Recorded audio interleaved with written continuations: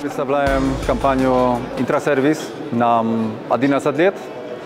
У нас большой опыт, много вариантов, скажем, работы для людей, много предложений, в том числе для граждан Киргизстана. У нас много людей из Киргизстана уже проработало и много работает на данный момент.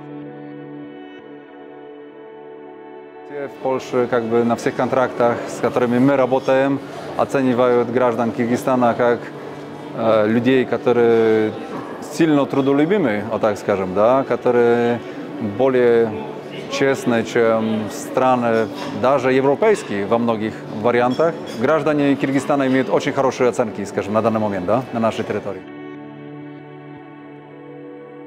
В первую очередь, думаю, что надо работать исключительно с компаниями, которые занимаются трудоустройством, у которых сотрудничество с прямыми работодателями, такими как мы, на территории Польши и Евросоюза, потому что только прямой работодатель гарантирует то, что человек, который едет на работу, ей реально получит и получит те условия, которые ему предлагают.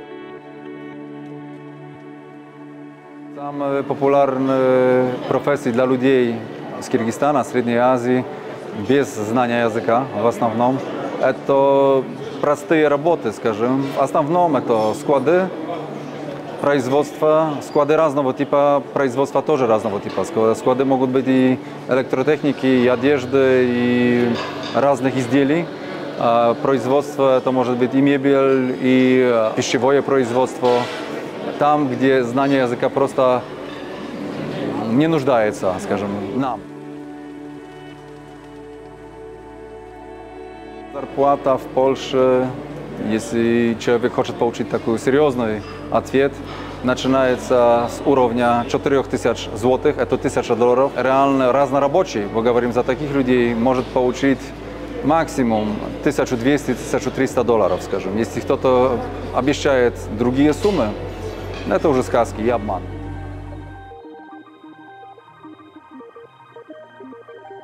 Я могу сказать такое, что $1000 это, я думаю, 20–30% граждан Польши зарабатывает такие же деньги, скажем, если говорим за $1000. За $1200–1300 это уже на руки, а говорим за деньги на руки, это уровень зарплат приблизительно 40–50% польского населения. Потому человек, который зарабатывает такие деньги, будет жить как приблизительно средний гражданин Польши.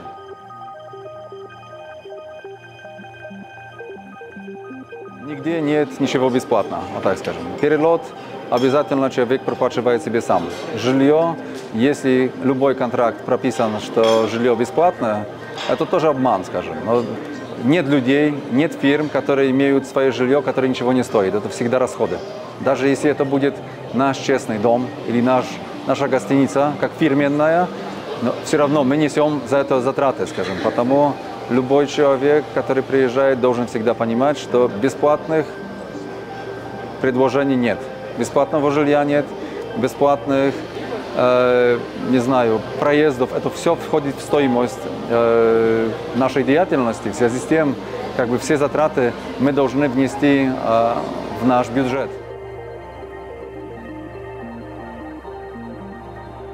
Если на нашем жилье в среднем человек проплачивает $150, можно так сказать, в месяц, это затраты на жилье, и там мы гарантируем хорошие условия, но это, если он сам, он будет жить, как правило, как один из двоих или из троих людей в комнате. Как правило, квартиры имеют у нас максимум 2–3 комнаты, потому надо считать, что они живут, скажем, в 6–8 человек в одной комнате. Да? Примерно такие условия. Есть много контрактов, на которых работают, в том числе граждане Киргизстана. которые заинтересованы тем, после этого, как они увидят, как это все организовано в Польше, они начнут уже понимать, в том числе, как выглядит получение, скажем, квартиры, съем квартиры, скажем, в Польше, тогда они очень часто бывает так, что они какой-то группой, типа есть 3-4 знакомых, они себе вместе снимают какую-то квартиру и живут только вчетвером, например, как знакомые. Да? Это совершенно другой вид жизни, чем жизнь вместе с людьми, которых я первый раз в жизни увидел, так скажем.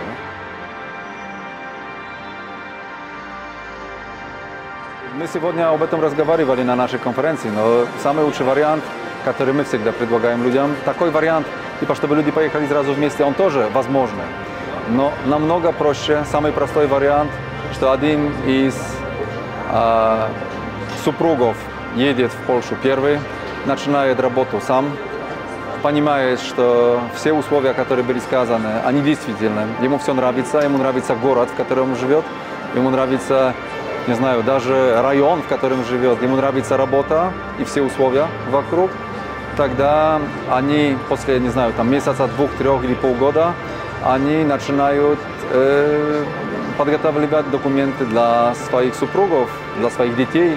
И уже после этого, когда все готово и все организовано, скажем, они тогда принимают этих людей, принимают окончательное решение, что уезжают и будут жить вместе на территории Польши. Думаю, что трудностей никаких нет, таких реальных. Большинство – это вопрос к этому, что меняется полностью образ жизни. Да? Другой климат, это тоже у нас. Но сейчас, может, более-менее похожая погода. У нас совершенно другое лето, скажем, не так тепло, как у вас, вот так скажем. Да? У нас другая еда, она отличается, да? Потому для человека в первое время на всех 100% этот вопрос будет важным. Ему надо будет научиться кушать немного по-другому, вот так скажем. Потому что не все продукты, которые есть здесь, они есть тоже и в Польше. Хотя все больше и больше открывается даже ресторанов, которые предлагают еду Средней Азии. Но я думаю, что люди, которые приезжают к нам на работу, они приезжают для этого, чтобы бегать по ресторанам по Польше, только еду готовят себе сами. Да? Дополнительно, наверное, тоже немного другой подход к работе. То, что человеку кажется, что здесь, в Киргизстане, есть какие-то трудности, и это сложно, может оказаться, что если человек поедет в Польшу или там в другие страны Европы, что там будет еще сложнее, что там будут другие требования, например, по скорости выполнения задач. Мы как фирма организуем это все, помогаем решать все эти вопросы. Для этого у нас действуют такие люди, как координаторы, которые понимают русский язык, которые помогают в решении всех вопросов, начиная от жилья и говоря через все вопросы, связанные с получением счета, открытием счета в банке, потому что у нас, можно сказать, все серьезные компании, то есть я приезжаю в Европу как гражданин Киргизстана,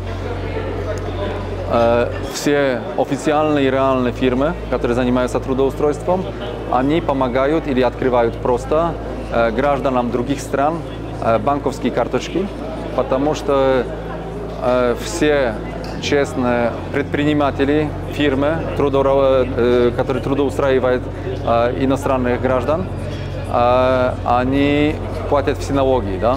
Все налоги намного проще проплачивать, и надо их проплачивать в электронном виде, в связи с тем, как бы никто не пользуется уже наличкой. Да? Если появляются вопросы, связанные, например, с каким-то заболеванием и так далее, в этих вопросах тоже наши координаторы помогают. Каждый человек, который у нас трудоустроен, он имеет полную страховку. Страховку не ту, которую купил себе в Киргизстане для получения визы, скажем, а страховку от работодателя, да, которая гарантирует ему все, типа, и бесплатно, типа, чтобы было понятно, скажем, в Польше лечение, скажем, в больницах у всех врачей, кроме врачей, типа, там, дентист или кто-то такой, скажем, который имеет свою честную практику. Если кто-то гражданам Киргизстана по приезду в Польшу будет предлагать оплату за какое-то лечение, это следующий полный обман. Это все бесплатно у реальных работодателей, которые платят за них все налоги и все страховки. Польская рабочая виза дает гражданам Киргизстана и других стран возможность работать именно по этой визе вместе с разрешением, работать на конкретной должности, на конкретной фирме, на конкретном предприятии, вот так скажем, да. Человек имеет право работать только исключительно в этом месте, где у него подготовлены документы.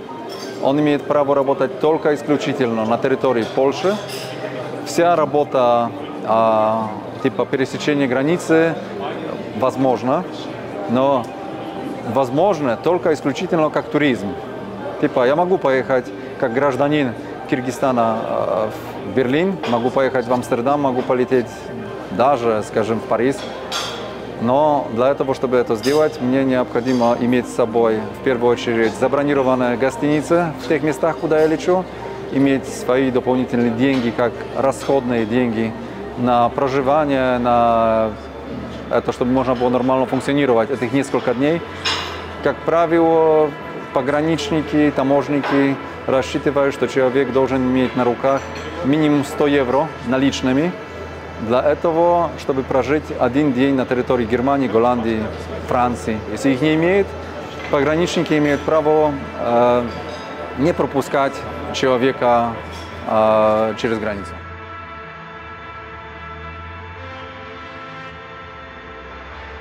Если человек едет по нашей программе, ему не надо иметь вообще никаких дополнительных денег. Все расходы, связанные с учебой, с жильем и всем обслуживанием, так как говорили, в том числе даже со страховками и все, что с этим связано, имеют бесплатно. Это все берем на себя мы это все организуем, в том числе жилье, в том числе подготовка документов, оформление в этой же школе, которую будет заканчивать, где он будет учиться. Это все организовано нашей фирмой. Так как сказал, это ничего не стоит. И любой человек, который имеет полное среднее образование на территории Киргизстана, имеет с собой документы, имеет возможность приступать к учебе на территории Польши, согласно нашей программе.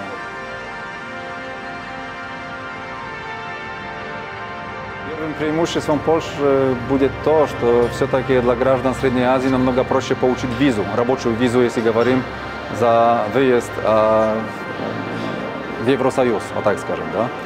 Если говорим за другие страны и работу, как правило, скажем, граждане Киргизстана и других стран Средней Азии, и не только, могут работать на территории Евросоюза, типа Германии, Голландии и так далее, напрямую, если получат их местные визы. Для этого, чтобы получить эти визы, они должны быть какими-то специалистами, людьми, которые имеют опыт, не просто диплом, людьми, которые знают очень хорошо местный язык, кроме английского языка. Это проверяется очень сильно, скажем, во всех посольствах. И это усложняет им поездку в другие страны. В Польше, так как мы говорили уже по обычных, скажем,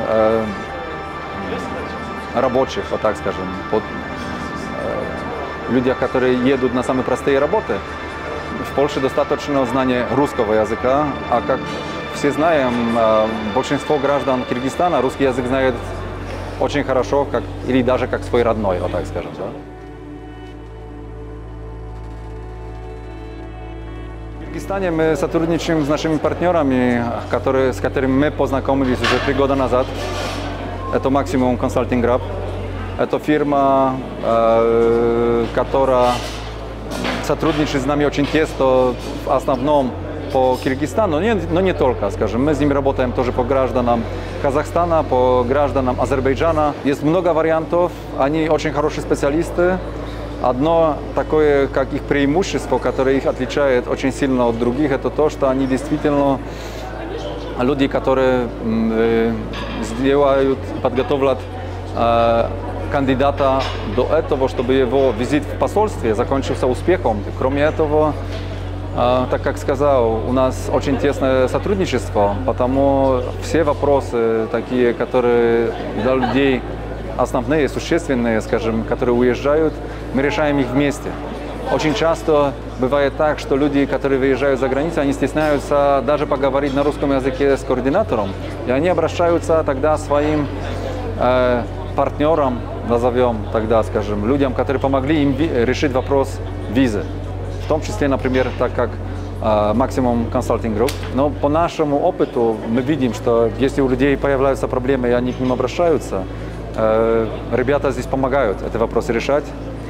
Очень важно тоже, чтобы иметь все равно прямую связь со своими родственниками в Киргизстане. А такая фирма, которая имеет связь и с нами, и с сотрудником, и с его семьей, скажем, здесь на территории Киргизстана, может решить очень много вопросов, которые мы не в состоянии решить, да, потому что мы не все знаем, что как здесь действует, а они как бы специалисты по своему направлению. Да. Мы трудоустраиваем еще людей на сегодняшний день, кроме Польши, трудоустраиваем людей еще в Голландии, Германии и Чехии. Но так, как мы говорили, для этого, чтобы человек мог поехать в другую страну Евросоюза, с которой мы сотрудничаем, где у нас есть свои контракты, необходимо приехать сначала в Польшу, проработать определенное количество времени. После этого мы людей, которые стараются, показывают, что они заинтересованы, и показывают все свои качества, вот так скажем, положительные качества, таких людей мы отправляем в командировку для того, чтобы они в той же другой стране работали и работали полностью легально. Также со всеми страховками, со всеми оплатами труда, с гарантией хорошего нормального жилья и обслуживания координатора.